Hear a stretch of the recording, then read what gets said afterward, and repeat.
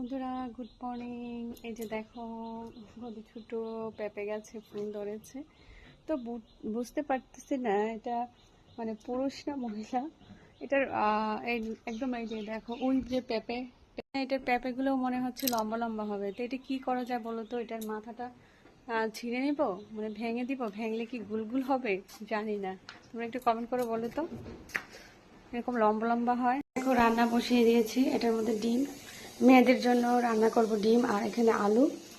তো আজকে ওয়েদারটা থমকে রয়েছে, জানি না বৃষ্টি হবে কিনা।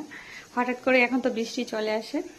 করব কি সোয়াফুট, সোয়াফুট বলো কিনা বলো, এটা সোয়াবিনও বলি সোয়াফুটও বলি। তো সোয়াফুট রান্না করবো, ঠিক আছে? তো দেখা যাক আজকে ডাল, সোয়াফুটের তরকারি, আর হচ্ছে মেয়েদের জন্য ডিমের তরকারি হবে। তো টাটা।